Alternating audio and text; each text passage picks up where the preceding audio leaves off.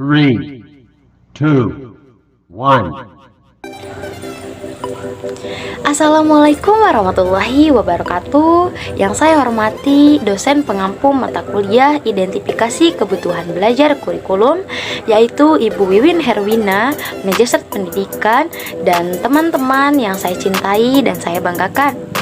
Nama saya Tasya Tresnasi dengan NPM 202103004. Di sini saya akan memaparkan suatu materi presentasi yang saya bawakan pada pertemuan diskusi kelompok untuk memenuhi salah satu tugas ujian akhir semester ganjil pada semester ketiga.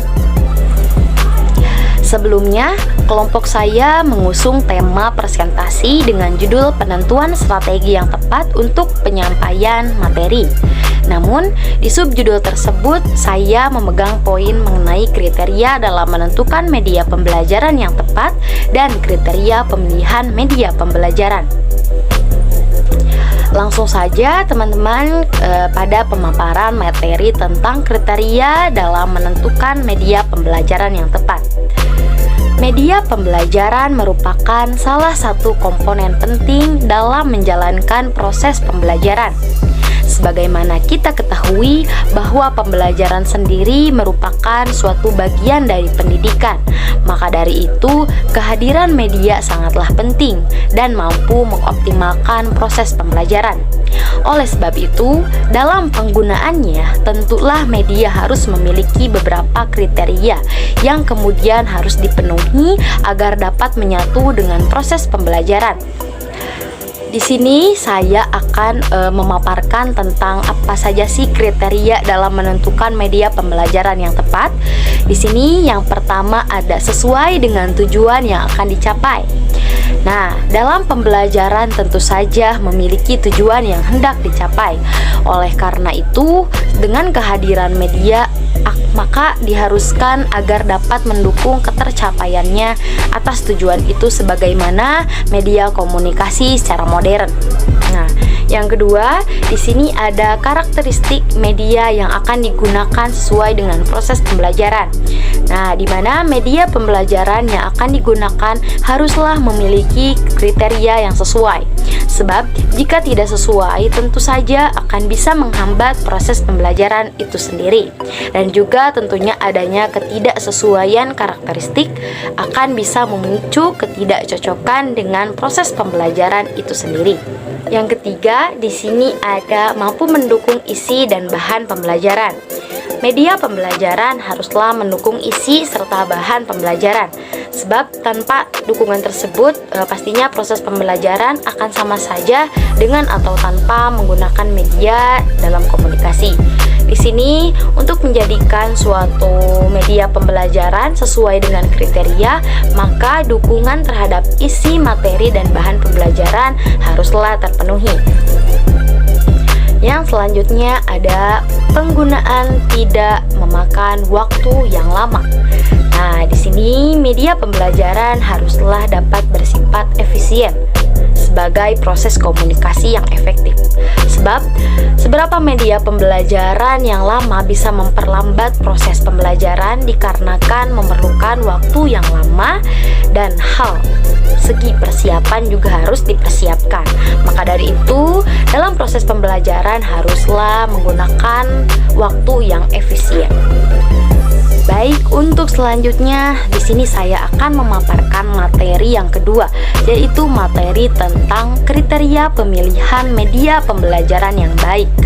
Nah, di sini saya mengutip salah satu ahli yang menjelaskan bahwa kriteria pemilihan media bersumber dari konsep bahwa media pembelajaran itu merupakan bagian dari sistem instruksional secara keseluruhan. Maka beberapa kriteria perlu diperhatikan dalam pemilihan media pembelajaran yang baik. Nah, di sini saya akan menyebutkan apa saja sih kriteria yang perlu diperhatikan untuk pemilihan media pembelajaran yang baik. Yang pertama ada sesuai dengan tujuan.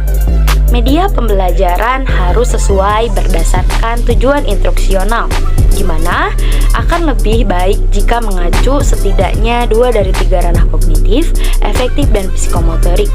Hal ini bertujuan agar media pembelajaran sesuai dengan arahan dan tidak melenceng dari tujuan.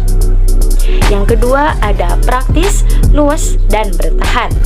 Media pembelajaran yang dipilih tidak harus mahal dan selalu berbasis teknologi. Pemanfaatan lingkungan dan sesuatu yang sederhana namun secara tepat akan lebih efektif dibandingkan media pembelajaran yang mahal dan rumit. Simple dan mudah dalam penggunaan patut menjadi bahan pertimbangan utama dalam memilih media pembelajaran. Yang ketiga, mampu dan terampil menggunakan. Nah, maksudnya apapun media yang dipilih, guru harus mampu menggunakan media tersebut. Nilai dan manfaat media pembelajaran sangat ditentukan oleh bagaimana keterampilan guru menggunakan media pembelajaran tersebut. Yang selanjutnya ada pengelompokan sasaran, di mana maksudnya di sini pemilihan media pembelajaran tidak dapat disamaratakan. Memang untuk media pembelajaran tentu bersifat universal, masih dapat digunakan, namun untuk yang lebih khusus masing-masing kelompok belajar harus dipertimbangkan untuk pemilihan media pembelajaran dan untuk masing-masing kelompok. Yang terakhir dalam pemilihan proses media pembelajaran di sini ada mutu teknik, di mana pemilihan media yang akan digunakan harus memenuhi persyaratan teknis tertentu. Guru tidak bisa asal begitu saja menentukan media pembelajaran, meskipun sudah memenuhi kriteria sebelumnya.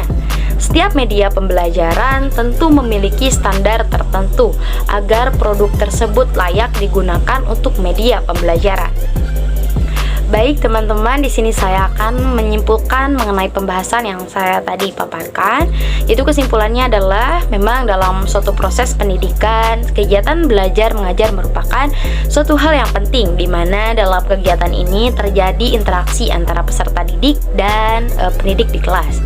Nah, interaksi ini teman-teman ya dapat berupa penyampaian materi pembelajaran dari pendidik ke peserta didik. Nah, ada beberapa cara menyampaikan materi yang dapat digunakan oleh pendidik dalam mengajar peserta didiknya. Di antaranya sistem tutor, metode kuliah, resitasi, diskusi, laboratorium, dan pekerjaan rumah. Nah, selain itu, suasana kelas yang kondusif juga akan membantu memaksimalkan proses belajar mengajar. Guru di sini harus mampu menciptakan suatu kondisi yang memungkinkan siswa dapat melakukan pembelajaran, menumbuhkan sikap ramah, memiliki kesiapan demi berjalannya suatu pembelajaran, dan seorang siswa mampu merasakan kenyamanan, tidak ada tekanan dari guru, dan mampu terangsang untuk belajar. Baik, mungkin materi itu saja yang dapat saya sampaikan. Kurang lebihnya mohon maaf. Terima kasih atas perhatiannya. Nun wal kolami wa mayasturun. Wassalamualaikum warahmatullahi wabarakatuh.